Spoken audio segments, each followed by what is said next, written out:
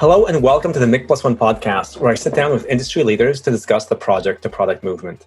I'm Mik Justin, founder and CEO of TaskTop, and best-selling author of Project to Product, How to Survive and Thrive in the Age of Digital Disruption with the Flow Framework. Today, I'm thrilled to be joined by Justin Watts, Director of Agile Change at Lloyd Banking Group, one of the UK's big four banks. Justin holds an MSc in Lean Enterprise from Cardiff University, an MSc in Business Research from Buckingham University, where he's an honorary research fellow and is currently studying for a PhD. Justin started out in manufacturing, then moved to Lloyd's frontside operations, where he was head of systems thinking. He's now applying those same principles to Lloyd's digital transformation and has some critical insights on how we need to change the thinking of our leadership and, in fact, of the entire organization. I encourage you to listen to Justin making a fascinating case on how we need to move from old school ways of thinking about economies of scale to understanding and optimizing for the economics of flow. I'm thrilled to have him share his learnings with us. So with that, let's just get started.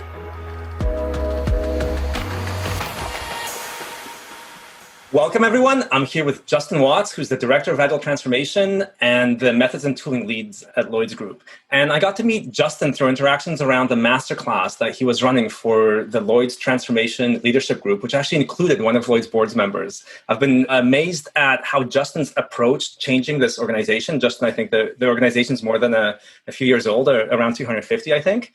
And I'm just really excited for you to share your experiences, share your learnings as you moved from sort of the manufacturing side of the world to applying these concepts of flow to Lloyd's Group and to helping the group transform. So welcome. Thanks for having me. Yeah, great. It's been a bit of a journey, actually. I think I'd describe it as being on one of the most intense learning journeys over probably the last 12 years in different parts of industry, service, manufacturing, now kind of predominantly in software. But I think I started in the right place. I think that's part of the secret. I mean, like you said, Lloyd's is a typical corporate organisation, kind of quintessentially British as well in terms of some of the culture that goes with it. But been around for a long time, like you said, over 250 years. So, but I didn't start in banking. I'm as far away from a bank as you can kind of get, probably, both in terms of geographically being nowhere near London and growing up in South Wales. And having a background of mainly most of my family's being kind of miners, coal miners, nothing to do with banking. So, but probably grew up in a world where, manufacturing and steel and iron and that is part of the heritage, really, that where it came from. So I think we chatted before, but I probably didn't have my first job until I was 26. Wait, what did you do before you were 26? I kind of went to university and my passion was sport and sports science, and I played rugby at a pretty decent level, and I did a bit of messing around after university and ended up going to Australia to play rugby for 12 months and kind of came back and was not desperately looking for work, but mum and dad were not going to fund me anymore, so I needed to get a bit of work. So I ended up working as a quality technician in a manufacturing company, and the company basically turned pulp paper packaging into your Amazon boxes you get today, right? So kind of part of a big old supply chain that went from forestry through to recycling. And my job there is quality technician. I got to interact with a typical kind of Japanese company who demanded very high quality. It was LG at the time making TV monitors. And that's when I first stumbled across, the quality movement. And they called it Six Sigma at the time. And that's what thought I was learning, but I was learning things that had been around for a very long time, right? And I kind of got to understand some of the characters were important, like Duran and Deming and people like that, right? So I was kind of at that point uncovering stuff that I didn't really know how fundamentally important they were, but I was enjoying it. And I tended to probably then went more down the route of trying to understand this thing that people were talking about, lean. At the time, I'm 26, so it's like, quite a few years back now, nearly 20 years. That's surprising to myself to even say that. But lean was the big thing then, and it's probably still, it is still around now, right? But it was like right in its heyday then, and everyone was trying to do lean transformation in manufacturing, right? And so I went into the masters in lean at it was called Lean Enterprise Research Centre then in Cardiff University, right? And their reputation was kind of worldwide in terms of their research and their teaching and everything else. So I was really, really lucky that I managed to get myself funded to do that.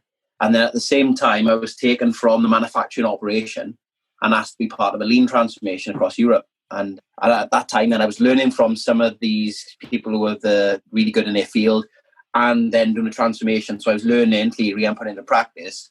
And we were working with McKinsey at the time. And I probably spent most of my time arguing with their consultants about what I was learning and what they were teaching me and what they were telling me to do on the ground. So that was a massive learning experience again. And then I hope you're not repeating that experience, but I have a feeling that you are. So it's come back on me a few times. Yeah, this whole thing around learning and working with consultancies. But I think then I was really inspired to try and move from manufacturing, because I'd learned quite a bit around the theory and applying this thing that I was learning into a service environment, service industry, which is when I joined Lloyd Banking Group. But I joined to look at how we could improve in the frontline operations. And that's when I came across the work of, I think we mentioned it before, a guy called John Seddon, the Vanguard Method, and how do you use kind of systems principles and systems thinking principles to think about how you would redesign operations, basically, to respond more quickly, if you like, and more in a way that actually did what mattered to customers. And it was really, it was a key thing for me.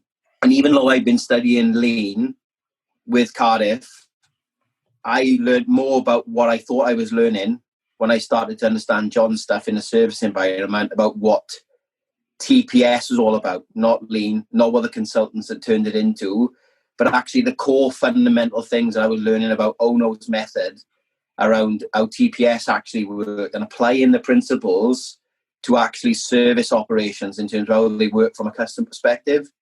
And that's when I kind of started to understand that the things I was being taught were actually being commoditized by consultancies and sold, and they really lost the thread on what this was all about. You know, what problem, where did Lean come from? What problem were they trying to solve? Ono was the inventor of it, Taiichi Ono. So I just went and actually learning from John was, well, that's where I need to go and have a look at this stuff. Not Lean as being publicized everywhere by all this different writing everywhere. Go back to the source, right? And I started getting back into this kind of weird thing where every time I was looking at something, I would need to go back to the source, right? And it really made me more inquisitive and intuitive about the source of things. And then I think as Lloyd was starting to get closer to a transformation and a digital transformation, some of the work that we were doing in operations was getting some attention. And long story short, but the transformation division and digital as it was then, kind of we joined forces on, okay, so what are we really learning about how you redesign frontline operations, and what does that mean then for how that should flow through then into software production or the digital side of it? And I think that's when I kind of moved from my job that I was doing there in terms of applying systems principles to frontline operations to taking more of a role than the one I'm doing now, this thing called Agile, this thing that other consultancies were selling to big organizations in terms of, you need to do this Agile thing.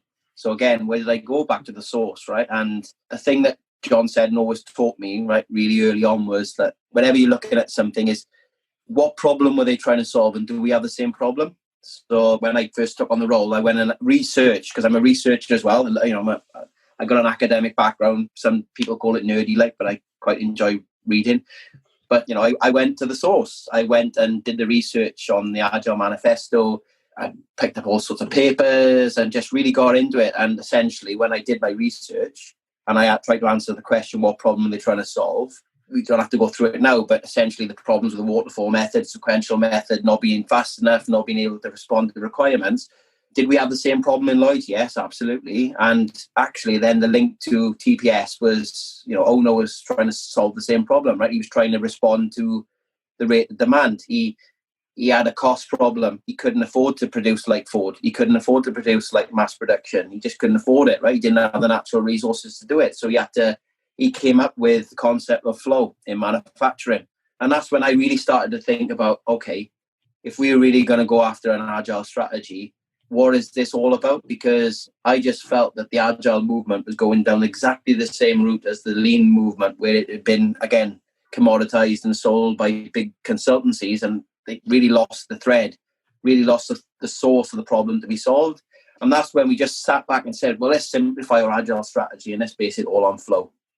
So Justin, pause there for a second, because I think you hit on some really key things. And so you were head of systems thinking on frontline operations. And I think this is a success pattern I've seen before, where traditional businesses have actually been able to transform much more quickly when they've done that kind of systems, lean, flow-oriented transformation in another part of their business, be that their call centers, their frontline operations, their customer services. And I've seen this in the world's largest insurance companies, as an example, where they've applied that systems thinking to a portion of their operations, and at a business level, it becomes much easier for them to understand the benefits of it within IT. So and then of course, we've seen it be misapplied, which you're touching on as well. So you're just saying it was going back to first principles in terms of back as head of systems thinking on the frontline operations. Yeah. What worked is actually going, rather than leaning on some crutches that were being provided by various consultancies and so on, you were concerned that those were missing some of the core essence. And I think you just nailed it, right? Toyota could not afford to compete with Ford without applying these things. So you're saying it was similar within the frontline operations, and you actually did manage to drive forward that transformations, not on leaning on pre-canned crutches, but actually going back to first principles. Yeah, absolutely. First principles, and heavily kind of influenced by, again, we've got to give the credit to John's work and what he taught me about. The actual crux of the Toyota production system was the ability to respond to demand, right? He was able to produce cars at the rate of demand required by the customer. And that opened up a world of understanding for me around things like requisite variety, over-standardization of processes from a customer perspective, because the thing that customers want when they come to us for a service is for us to do what matters to them, not for us to read in the rule book, right? And lots of mistakes with lean was taking the principle of standardization and apply it in service, and it creates havoc. It creates this thing called failure demand, where people just cannot get a thing that matters to them done because we've over-standardized the process and we read in the rule book kind of thing. And actually, it doesn't work. It creates more cost. And if you actually think about how would we design a service that only did the things that matter to customers, then guess what? It's far cheaper. Your costs just fall out of the system and you're only doing the things that matter to customers, right? So it's really counterintuitive to lots of organizations that if we do what customers want, it's going to cost us a lot of money. Well, no, actually, it doesn't cost less. If you do the thing that really matters to customers, it costs less, right? Now, that's a very transactional way of looking at it. But the other thing that we looked at is, say, for example, you are a customer who really wants to take a mortgage out with us. The thing that's really important in a mortgage application is predictability and speed and flow, right? It's underpinned by flow. If you come to us with, this is the house I want to buy, I'm interested, the thing that really matters to most of our customers is being able to give you an answer as soon as possible. And that's where we started to see, well, actually, the concept of flow and removing waste in the system to get the answer back to the customer was absolutely critical for us in terms of how we transform the operation based on what mattered to customers. So that was our first insight into, if we can't do the thing there and then, which is very difficult, an ambition should be, why can't we give a customer a mortgage on the first time they contact us? Right, but sometimes that's not able to do that. But if we can't do that, when's the next time we can actually give them the mortgage? We have to think about compressing the time it takes to do everything, because better service costs less. And that's what I had drummed into me by John all the time. Better service costs less.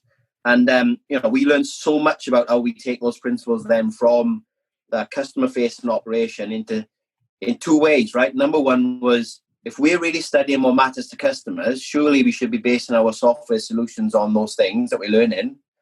And actually, what we're learning about time and compression of time is equally as important when we're delivering software to solve the problem as well. So I think what we're able to do is when we're not there yet, but stitching the demand from a customer perspective through to the actual solution that we produce in code is something that we're really now starting to understand, how we knit those things together based on the same principles.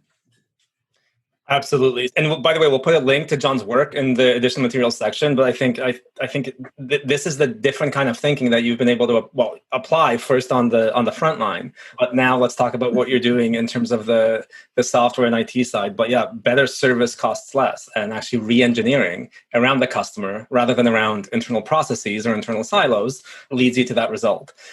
So. Absolutely. Okay, so now so you got to learn that as head of systems thinking. That worked. And then just tell us a bit about how you ended up deciding to take on what may well have been a much bigger challenge now to doing this on the actual core digital IT and software side at Lloyd. Yeah, I just think it was the way the world was moving, right? Everyone was moving towards, and it was probably about 4 years ago that I kind of started the lead into the role, maybe, and then probably about 2 years officially doing it. But the world was going down the route of digital transformation. Everything's digital transformation. I was a little bit curious around, well, some of the early signs were that we were just going to base our transformation on, I got to be really, really blunt, but gadgets, widgets, technology, right? And I'm like, it's not going to work. It's just not going to work. I mean, number one, I did the research around some of the figures around the amount of IT and code that gets created that never gets used. That's a massive problem for me. If it's over 50%, then there's something wrong. We're doing the wrong thing, right? And again, I was heavily influenced by John, who then put me not in touch, because lots of these people are not with us anymore, but they work like many people who kind of inspired me then. Russell Aikoff, right? He always said things around doing the wrong thing right there. I could see our organization was starting to do the wrong thing right there. We were starting to put all eggs in a basket around digital, and everything was just digital transformation. I'm like, that's not the problem. A lot of the problem is within the way the organization is structured, is put together, the way that we specialize and functionalize everything, the way that we measure the wrong things, the way that we still use outdated views of motivation in terms of setting targets and all those kinds of things. I knew from some of the things that I learned around Deming's work and Russell Aikoff that all of the things that we were trying to design the organization around, the normal way that we organize organizations, if you like, was still going to be there no matter how digitized or transformed we became. So essentially the transformation was far deeper than what we were talking about. And then that's what I thought, right, I think it's where I'm going to have more influence over the change is if I can kind of start to be part of that world, be part of the digital transformation world, and try and help it to learn from, the history that we've got, not just in Lloyd's, but the history around how organizations tend to fail because nothing to do with digital or technology, but the way that they put together, right? And the assumptions people carry around with them and the things that we think work, like, again, target-driven behavior, and we don't do it anymore, but performance-related pay and all that kind of stuff is kind of just outdated, and you're not going to transform any organization if you still got those things in place. You can do as much cloud conversion as you want, much technology focus, much digitization as you want, but if you don't transform the organization's thinking, then over time it's going to be the same as what you've always got. So that was my inspiration really for wanting to move from what I'd seen in operations to this big thing we were going to do as a bank, as transformation, because for me it was far more than digital. Okay, excellent. And I think want to now jump into some of the principles of practice that you applied, but then I think we can unpack some of these things because as you've told me, as you've told your leadership, a lot of what you learned at the Lean Enterprise Centers, that there's physics to flow that you can't ignore, that you actually will apply to change the thinking. And I think the way that you just painted the picture of why these things go sideways, and so many organizations are investing so much in doing the wrong things right, is really at the core of the problem of what transformation. Absolutely. It's better, as Aikoff said, it's better to do the right thing wrong for a bit, right? And learn. Right. And learn. And you're right. I mean, let's go back to what I talked about earlier. Like, I'm not an agilist, right? I'm not. That's just not me. That's not what I've grown up on. But I've grown up on a menu of flow. It underpinned everything I've done since I've started looking at transformation. And what you said is really interesting, right? When I was doing my master's and when I was doing this transformation across Europe, I stumbled across the factory physics framework. I mean, the book is mind-blowing. And I'm not that good at maths, but I got a pretty sound understanding, right? But it's a framework that really shows the physics behind flow. And I think it's because what I've learned as well is that, being a business researcher, right? There's different ways to look at problems, objective and subjective and so on and so forth, right? But I think that, I was always an objective researcher, and that's what I normally kind of like, how it helps me is to see things that are kind of a bit more objective and kind of built on physics and they're mathematical. And I know there's much more to it in terms of the psychology to change how people actually work in a system, right? But for me, it's kind of, you can't really argue with the physics of flow, right? And the relationship between throughput, work in progress, cycle time, those kinds of things, right? So, but what I really learned one of the things that really stood out for me, and I think is to try and articulate it, was I stumbled across queuing theory, right? And when I started to look at this, based on what I just said around the counterintuitive thinking in an organization, if you've got an organization which is absolutely obsessed with cost management, right, and utilization and keeping everybody busy, and you look at queuing theory, those two things don't go together. And what I mean by that is queuing theory quite clearly shows that if you load a system to anywhere greater than 80%, and depending on variability, you're going to start to get problems with time, right, and flow. So if you've got an organization which thinks about maximizing utilization and efficiency as a way that they've always thought and the way they've always measured, and you take the physics that underpins queuing theory, the two things don't go together, because essentially if you want good flow, you've got to have some protective capacity. Right? And that is a critical thing that we see in our organization. And what you find is how that manifests itself in some of the typical agile principles is we don't limit WIP, right? We just push it in and keep pushing it in and keep hoping that we're going to get more work out. And counterintuitively, it starts to slow down, right? So from a senior leadership position, if you can't kind of start to understand the assumptions that we kind of run with us in terms of how the organization works, and this is a classic example around efficiency and resource utilization, and you can't tackle those things, then essentially they're just going to keep pushing work into a system which slows it down, reduces time to market, and actually reduces productivity. And those counterintuitive things are really difficult to see if you haven't got the right measures, right? So, and this is where I think that a lot of companies go wrong with like the cookie cutter kind of Spotify kind of models that they put in, is that they don't ever challenge the assumptions that have been in the old organization, and they just carry them through. They just carry them through the new world. So, people are trying to do agile transformations with teams loaded at 100% utilization. It's just not going to work.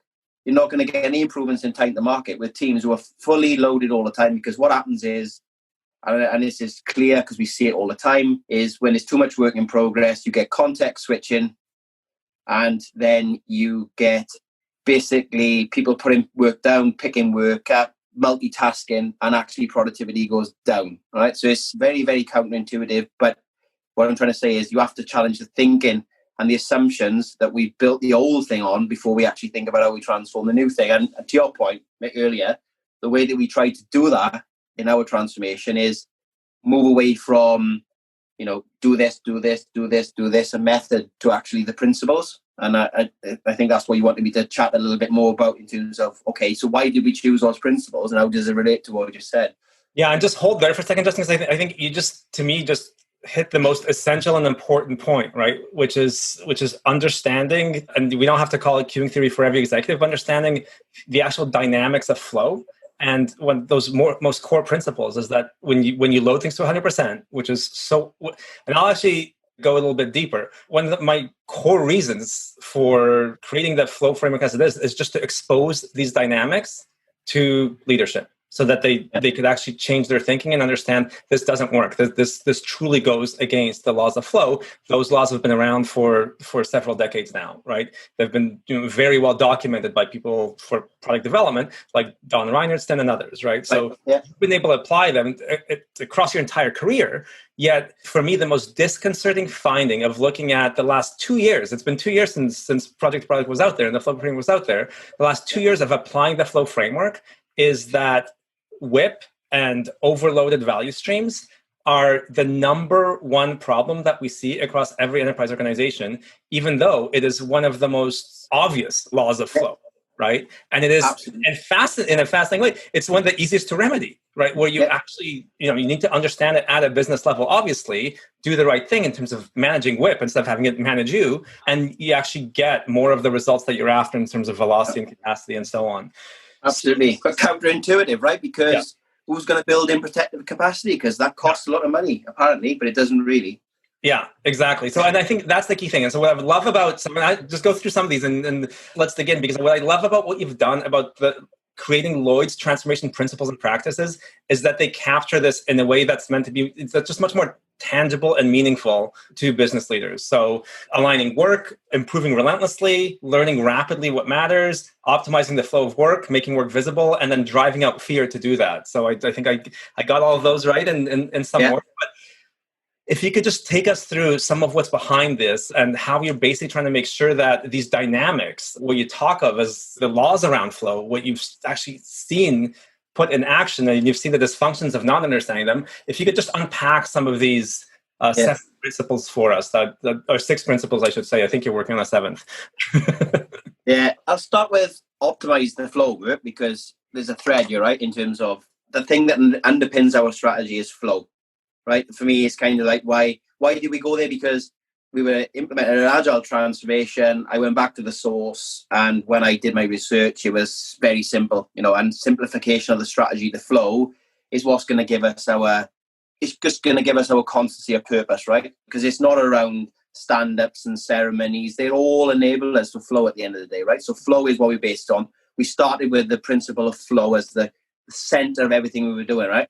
And the way we think about these principles and practices is a lead-in measure, right? An absolute core lead-in measure for better outcomes in terms of better throughput, better cycle time, less WIP, better value delivery from a customer perspective. So these principles are a lead-in measure or lead-in way to actually produce better outcomes. Because another mistake that I've learned not to make, because I've made it myself, is focusing on the lagging measures, right? Focusing on value creation, focusing on time to market. They're great. We need them, but actually they're as a result of doing things differently, right? You get better flow by working differently. You get better flow by putting in better practices, right? So the principles and practices are a way of saying, well, these are a set of leading things which will lead to better outcomes. For example, right, the one I use a lot is, I think it's in my bio, but I'm in my 40s now, but I still like to keep myself fit, right? And I like to do triathlon, and I got one of these personalities, which means I have to do things to the extreme, right? So I ended up doing Ironman triathlons.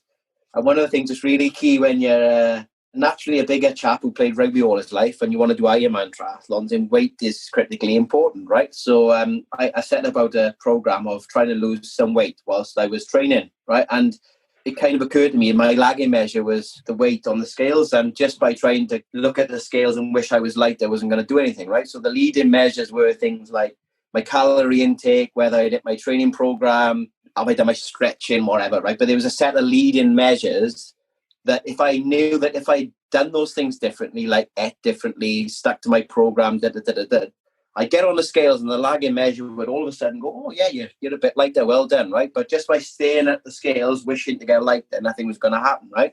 And it's the same thing with what we're doing in Lloyd's, right? That we think that keeping our eye on these principles as our leading indicators for better outcomes in terms of flow and value delivery are what makes sense, right? So the flow one was where we started.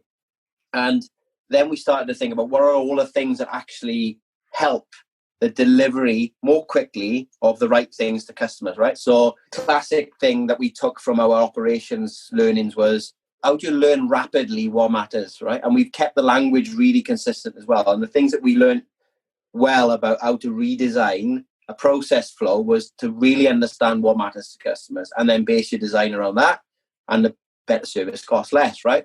So the practices that sit underneath our learn rapidly what matters are, make sure you do your design research up front and learn from what really matters. We got pools and data lakes all over the place. What's it actually telling us? What's the data telling us? And we use the language around MVP a lot, but one of the things we really want to be able to do is learn from experimentation, right? If you can't get things to market in any kind of shape or form quickly through flow, then you can't learn from experimentation either, right? You'll just end up going back down waterfalls. So 3 practices which underpin learn rapidly what matters are those there, right? So you need to learn rapidly what matters to be able to produce the right thing and to start reducing, the industry classic problem of all code that gets, a lot of code that gets created never sees the light of day. Part of flow, making flow work, is actually knowing where the work is. So our principle about making work visible is completely in line with improving flow. If you can't see it, it's very difficult to manage it. And not only are we talking about visualization of work, but we mean measurement here as well. So all the things that we've talked to you about in terms of like the right measures are part of making things visible. If you can't see it, it's very difficult to take the right action on it. Aligning work is, and there's no particular order to this. The thing that we find really cool about this is the system, right? They all interact with each other and they all play off each other. And I'll come on to that a little bit more. But what does that actually tell us at the moment? the most powerful one of these principles is drive out fear. But anyway, align work, right, is closely connected with learn rapidly what matters, because lots of organizations start with OKRs and clarifying work items, backlog prioritization, and then think that's it. But if you're learning rapidly what matters, then you've got a quick feedback loop in terms of actually that might change. So your OKR might change based on, what you're learning from your experimentation. They all work together. And then the key one around improve relentlessly, funnily enough, was it's just basically taking the other principles, because we kind of measure against these principles, and we don't measure against you must do weighted shortest job first for prioritizing work items. It just highlights a series of outcomes that would look great when we get it. And what we in improve relentlessly is just simply saying, what are you learning from understanding all these other principles, and how are you using the data from understanding the principles to keep driving your improvement against the things that we think are our leading measures, right? So the improve relentlessly is taking all the data we get from our cadence of using the principles to see how well we're working to keep moving us forward. And then the drive out fear principle, actually, I got to give credit to a guy called Alex Patworth, who worked with us for a while. And, we'd introduced him a little bit to Deming's work. And this is straight from Deming's work, his 14 management principles. And there's so much that we can learn from Deming's work even today. I mean, it was the 80s when his work got popularized, but he was a genius. He was ahead of his time. And actually, when you look at his work, then it's still groundbreaking today. If you really get into the depths of what he was talking about, then it's as applicable today, or even more applicable, actually, based on lots of the things that are going on in the world today. So drive out fear came directly out of Deming's work. And, some of the practices that sit underneath drive out fear for us are, the team is able to demonstrate a clear purpose. What is the actual team there for? What in customer terms, what's the purpose of the thing that they're actually part of? And a big piece around trust and humility. Leaders making decisions in the work is a key practice under that. And what that means is generally what you find in organizations, most of the decisions are made miles away from the work with a RAG status, which is completely wrong. And another practice around protecting each other, but a little bit more about the leaders make decisions in the work, right? A key practice for us connected with making work visible and aligning work is if you've got the right measures that are visual, the leaders who are closest to the work can make far better judgment calls based on the data about how they improve how the work works. Now, one of the key things that we learned from our systems days in the operation was, and this is one thing that really kind of does grate on me quite substantially, is when I see a lot of the agile kind of community talking about things like psychological safety and engagement and empowerment and all that kind of thing. And what I've learned from the theory and in practice is all those things are free when you change the system. When you get psychological safety, you get much more engagement and motivated colleagues when you change the system, right? When you change the measures, when you get rid of targets, when you get rid of some traditional ways of thinking about managing work and redesigning it for flow, all those things around engagement and happy people come for free because you've changed the system and removed lots of the things which create bad workplaces and the need for somebody to come up with a psychological safety program are created by a bad system. When you change it, then things just work out for free. So those principles and practices are completely intertwined in a system, and we find that what we are actually seeing really well is when those things shift as a leading measure, when we get better at working this way, then we see the improvements in flow and value release. Yeah, Justin, that's been an absolutely amazing part of the experience for me is how much, again, I think there's all this focus on culture, on safety, those psychological, those are important things. But when they're not baked into the systems through the wrong, you've nailed all the points, right? The wrong targets, the wrong indicators, the wrong performance management approaches. It's just fascinating that none of those activities actually produce much better work environments.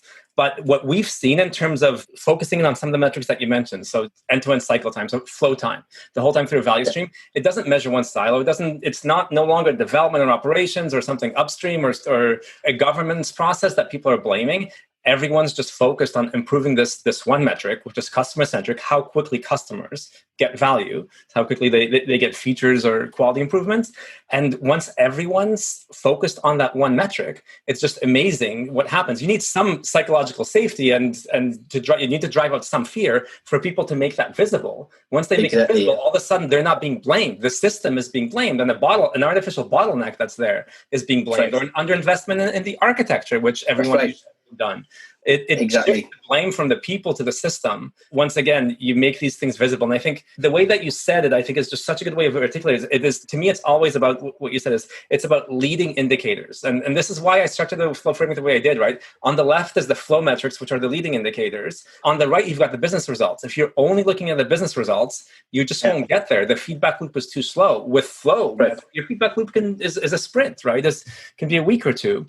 And so the question to me is, and I think this is what you're doing so effectively right now, which so many are struggling with, is making those leading indicators accessible and understandable to leaders. Because, of course, our leaders have been on the finance side, on the business side, everyone's been very much focused and trained on the financial metrics, be they revenue or conversions or pipeline or cost. But the way you're approaching it is actually making these leading indicators through these principles understandable and important to leadership, because that's when they can affect change and actually support their teams to improve and go faster. So, can you say just a bit more about that and kind of the missteps you've seen in terms of over focus on really the lagging indicators? Yeah, I mean, like over-focus on traditional lagging indicators when you're trying to produce software, right, is things like due dates that we talked about. Yeah. Right? People focusing on due dates, right, as a lagging measure. It's like, fine, great. We've hit the due date, but what was our flow efficiency? Less than 1%. Yeah. Well, how much is that costing us then? I don't know. It's massive amount of capacity being wasted in the system. You can't see it because you don't measure it. Because we measure due dates and we rag status the hell out of everything. When we're green, everyone's happy. But we could be sitting on more than 50% waste in the flow. Yep. But you just can't see it. So it's kind of like, I think, to your point right around the masterclass kind of series that we put together was an attempt to take these principles and work with senior leaders so that they get some of the counterintuitive things that we talked about. Like when we do the Optimize the Flow of Work masterclass, which is where we've started, we unpick things like flow efficiency in there to show that if you reduce the amount of waste work in a system end to end and you decrease the flow time, there's an economic impact to that, because essentially the waste work is wasted capacity which you're paying for. So it's a key thing, I think, from a transformation perspective, is to really get senior people or people who are involved in like finance, for example, or cost of change or cost of delivery, to understand that when you actually improve flow, the economic benefits, the economies of flow far outweigh. They completely much better than the economies of scale and the way we've measured unit cost in an organization for years. And that's one of, again, I owe a lot to John in terms of the way I've been taught around the difference between the economies of scale and the economies of flow, right? But in an organization which has built itself on the economies of scale, measuring unit cost, right? It's just been done for so many years that the actual ability to see the waste in the system has just been disguised by the measures that we've been using for years. So it's there, but we just can't see it because we've been relied so heavily on the wrong measures produced as rag statuses, and we take great comfort when we see a green. Yeah, so it's in the data, because like we've now, we're staring at a ton of this data now and seeing what the effect that due dates have on extending flow time indefinitely and flow efficiency just tanking. It's just fascinating. And of course, then they're exacerbated by scope changes that then increase the level of WIP. And it's just incredible to see how endemic across the industry these kinds of bad practices are, which is why, again, I think you're absolutely onto something in the way you've approached it with transformation leadership at Lloyd's through this masterclass vehicle, and of just pointing out the kind of flaws in misunderstanding some key laws of physics that are as important as gravity, right? That this WIP in queue theory is basically as significant as gravity is in physics. And if you paint it the right way, I think here's the important thing to me is that you've painted it the right way. And I was honored to be part of these sessions and watch some of this, but actually painting it as these really important leading indicators for executives is critical. So one of the missteps, I think you and I've been seeing this a ton lately, right? Which is shifts to cloud, which everyone realizes is important.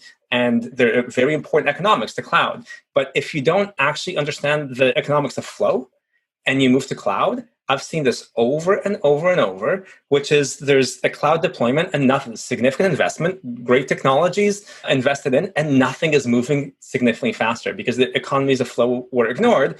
And cloud was simply seen as a way of optimizing long-term cost economics rather than doing the thing that Adrian Cockcroft, who I think is, again, one of the kind of clearest thinkers and communicators on this, said is the one important metric for CEOs, which is just in the end flow time, how long it's taking you to deliver value when the key economics of flow, which then has you, of course, unpack all the things slowing it down, be that, the fact that you've just lifted and shifted an application, or that you've actually done the right things from a software architecture point of view, but none of your process has changed. None of the way that you're measuring people has changed. So you're not going to get any of the benefits of that massive cloud investment that you're making. Or you wouldn't even know.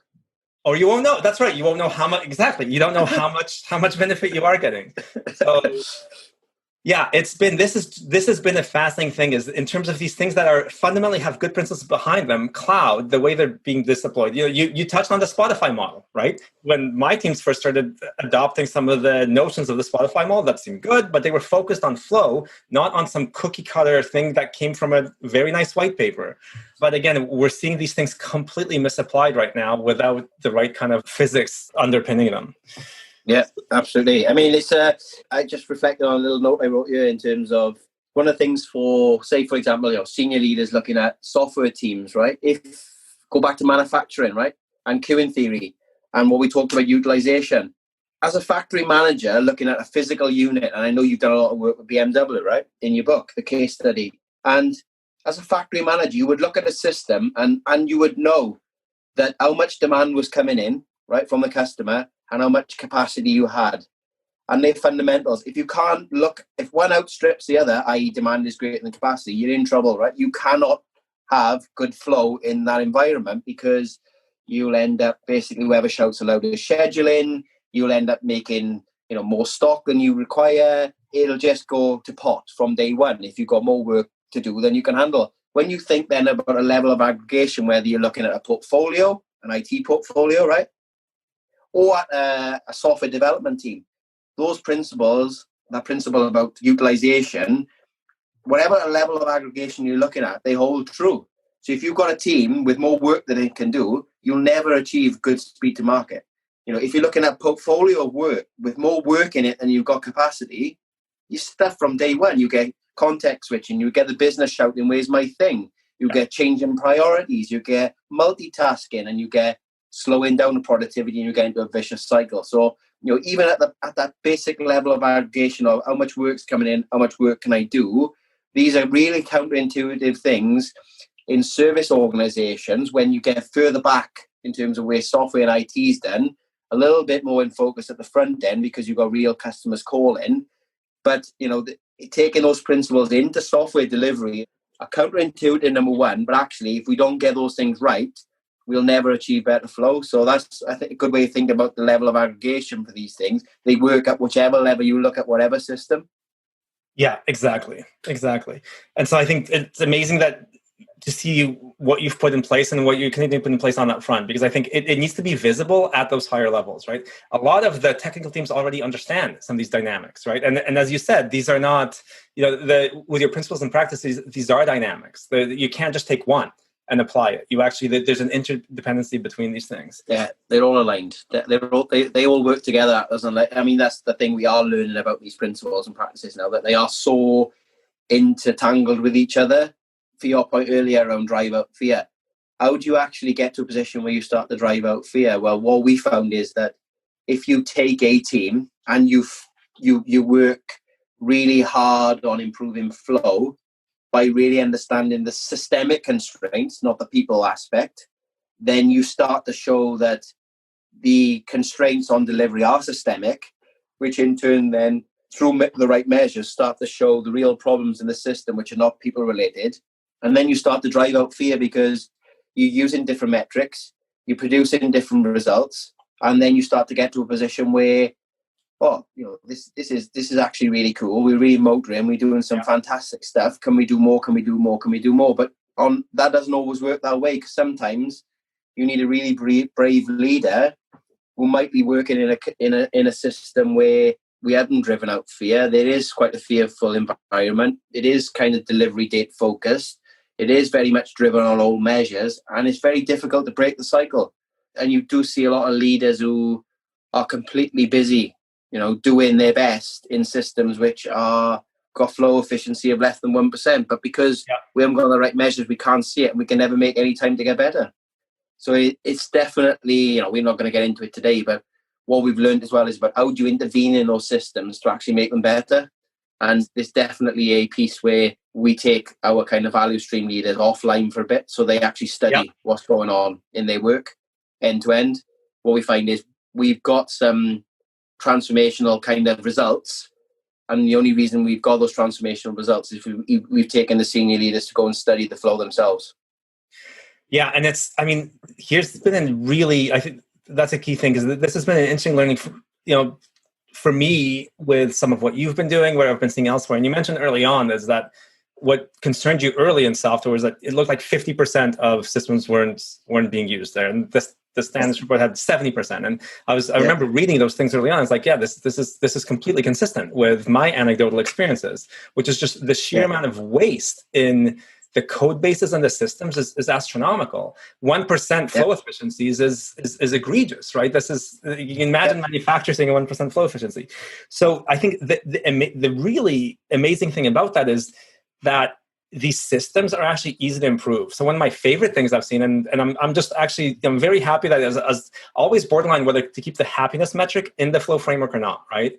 And I'm just so happy I kept it, because it gets back to this drive out fear. When you start seeing flow efficiency go from 1% to 2%, just by getting rid of some of the most obvious bottleneck, or simply just by doing what you've been saying to do, just reduce WIP, right? Just manage WIP properly. You see employee engagement scores go up so quickly that no amount of productivity could actually do, or absolutely, yeah. I totally agree. I mean, your results are consistent with ours, and it's not just software delivery systems, but every time we've gone in and improved how the work works from the customer perspective, you get happier people every time. Yeah, exactly. Happier employees every time, without doing anything around, a psychological safety campaign, and I'm saying it with a tongue in cheek, but we tend to go after those things completely because somebody said that we should do an engagement program and it'll sort the problems out. Well, it's not. It's because the system doesn't work. That's the problem. Yeah, no, and you're frustrated when you're stuck on other people working on a bad system. There's a couple of things, right? Again, I'll always harp back to Deming, but his 95.5 or 94.6 rule around, he estimated that 94% of the variation in the system was common cause, i.e. the design of the thing, and only 4% was special cause, which a lot of people have associated to people. So Deming's theory was always that systems will perform perfectly with how they've been designed. Yes. They will. And better performance is in the way that we've designed our system, or how we start to redesign the system based on lots of the laws of flow and the principles and practices that we're talking about. And that's where I think we're benefiting from, is that I think we are actually benefiting from the fact that we've got a lot of different thinkers in our team, in my team. We've got a lovely blend of people who've got some brilliant agile experience and are technically very good, and they've come from an agilist background. And we've also got quite a few people who've come from a manufacturing background, and we've got people who've come from a systems thinking background. And it's allowed us to be critical friends of each other as well. Mm-hmm. And it's allowed us to really challenge lots of the things that are out there, if you like, in terms of, like you said, the cookie cutter models and how you do transformation and agile and digital and service design, so on and so forth. And we've been able to really knit a lot of our experience together to come up with a way of, based on our core strategy of flow, of, well, how do you make it better? How do you improve it? What are the things that are currently wrong? So yes, I think we've learned a lot in a very rapid time frame about how to do this. But I think one of the key things of how we've been able to do that is by keeping our strategy really simple and centered on flow. Yeah, as we're almost at time, there's something that you're connecting a few dots for me here. Is this this notion that you said early on that Toyota could not afford to produce like Ford. I think we're in this situation right now where a lot of companies who are transforming traditional businesses simply cannot afford to produce like Amazon, cannot afford to produce like Google, right? This is the point that we're in. And it's interesting what you said. I just want to make sure I've got this right, is there's this over focus on economies of scale within leadership of organizations who want to set up their digital game because they know tech giants will come after finance at some point, will go after healthcare, will go after other industries. They need to grow into their stock prices without that focus on the economies of flow. And I think that the way that you say it makes kind of clear to me that that's what's taking things sideways. If you don't understand the economics of flow, you'll never get the economics of scale right. And of course, what the tech giants have done is actually both. They've got the economics of flow that they've managed to scale, which means that they measure and manage scale in a completely different way than other organizations are used to, right? They've got this completely aligned product and business value stream and technology and organizational architecture, which is actually how you scale the economics of flow, not by continuing with these separations and these metrics that cause silos to form and handoffs to form. So did I get that right? Or anything else you want to add to that? Yeah, I mean, it's like, if you think about it, right, that if you've got an organization that's built its legacy on a financial system that says that the more you produce, the lower the unit cost will be, right, which is what the economies of scale is built on, then you'll find that the organization has been specialized and functionalized the hell out of, basically, because we think it's cheaper to do it that way, right? And if you drag those principles that mass production is cheaper across the software production, what you'll find is we'll be measuring individual productivity of coders. We'll be keeping people busy all the time. We'll be maximizing resources and utilization. And all those things make you slower and drive cost up. And one of the things that, again, John taught me again is that every time you try and manage cost, your costs will go up every time. And what Olo learned was it wasn't the cost of the unit that counted. It was the cost of the manufacture of the whole. So it's the whole system cost, which is really important. And if you think about what we talked about from a flow efficiency perspective, flow efficiency would be hidden completely if you're using unit cost based on economy of scale accounting measures, right? You can't see it. It's not there. So, and when you move and change your measures to things like flow efficiency, you go, oh my word, the cost of delivering this piece of code or software is phenomenally higher than what we thought end to end, but our unit cost looks really good. I mean, that's just cannot think of a better way of articulating that, right? Every time you manage the cost, you drive cost up. Yeah. Justin, this is amazing. Any other pearls of wisdom you want to drop on us before we wrap up? I mean, again, we haven't got it completely right. There's lots of learning still to do, but I just think that I was inspired by your work as well. I must say that. I mean, when the worlds met really around the problem we were trying to solve, I think that's the key for us. Like we're not there yet, right? But the simplification of our strategy back to flow and what that means for the thinking change that's required. Like I said, if organizations have been built on the economies of scale, the measures, the structural way that we've put it together in terms of the functionalization and specialization, if you don't tackle those things in your transformation, then to your point, right, lo and behold, you can do as much cloud stuff as you want, right? But you'll never, ever get the benefits that you thought you were going to get because you just haven't changed the thinking or the fabric of the organization along with it. So, and I think that's why our transformation will work at some stage, because I think we're trying to do it right, because we've identified all of those things that are wrong with our organizations that generally put together and measured. Exactly. Okay, Justin, thank you so much. Again, I think this I hope people can internalize, especially this, right, is that the core to steering this is by focusing on economies of flow rather than economy of scale and the other ways of doing things. So Justin, thank you so much. We'll put a link to John's work there. And I hope that people take some inspiration from this on how to get things off on the right footing in terms of their effort. So thanks again. A huge thank you to Justin for joining me on this episode. For more, follow me and my journey on LinkedIn, Twitter, or using the hashtags Mik+One or Project to Product. You can reach out to Justin on LinkedIn. I have a new episode every 2 weeks, so hit subscribe to join us again. You can also search for Project to Product to get the book. And remember that all author proceeds go to supporting women and minorities in technology. Thanks, stay safe, and until next time.